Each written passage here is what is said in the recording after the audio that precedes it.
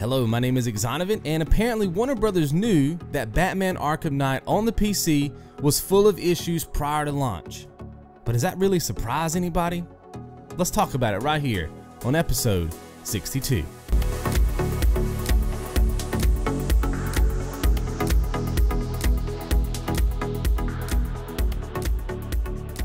So if there's one thing I cannot stand, it's watching gamers get cheated out of their money. And it's not a rarity anymore. It's not that thing that happens every now and again. It's that thing that seems to happen on every AAA release, and it could happen on the PC release or the PS4 release or the Xbox One release, but it seems like one of the platforms always struggles to keep up with the standard that we as gamers feel like we should be getting when we throw down that $60. Now, I personally have not played this game on any platform, but I do understand and I do empathize with the PC players because I know what it feels like to get cheated out of my $60. I know what it feels like to wait for a game for a year, 2 years, sometimes 3 years, right? Release dates getting pushed back and forth. You know, we're pushing back the date so the game will be perfect. You know, that we hear these things, we hear these PR lines coming out of these publishers and developers, right? Then the game drops and we save up our money, or we trade in games, or we do what we got to do. We roll down to the store, we swipe that fantastic plastic, or we buy it online through Steam, and then we get home and the game is garbage.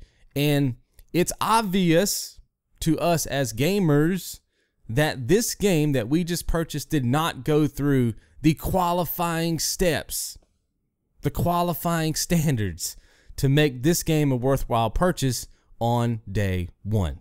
And if you know me, you know that's the one thing that just grinds my gears when it comes to the gaming industry.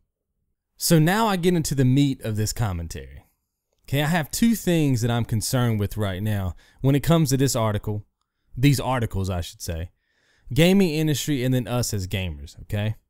The quote or phrase that I keep seeing in all these articles and all these videos is that Warner Brothers thought the game was good enough to give us on day one as it stood, with all of the glitches and the bugs and the frame rate problems, etc., so forth and so on.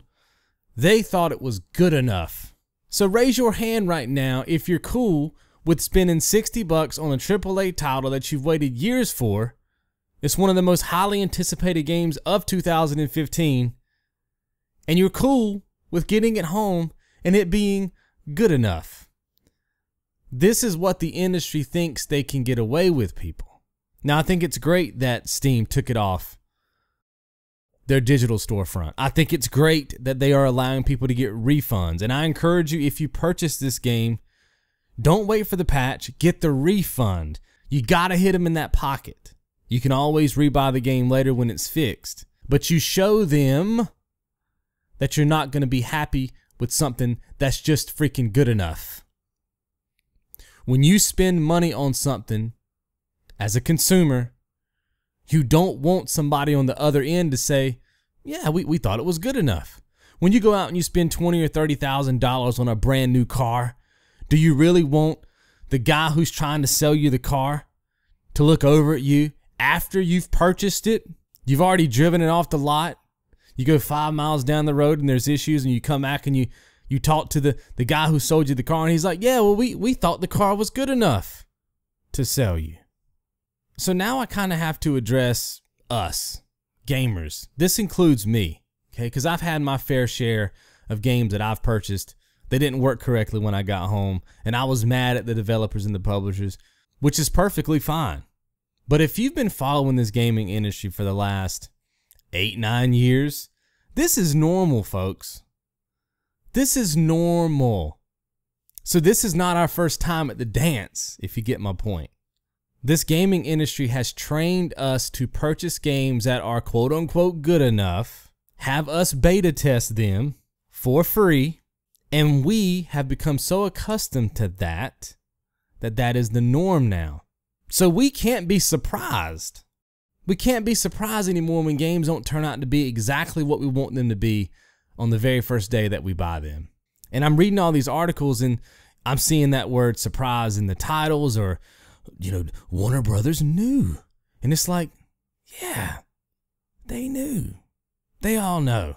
These are people that spend millions of dollars just to develop the game, millions of dollars on, you know, TV commercials and YouTube ads and blah, blah, blah. You mean to tell me they don't know when their game drops on day one, the actual condition that it's in after spending all that money to create it? This idea, this mentality that we as gamers, we have to make all of our purchases on day one. That's not a benefit to us.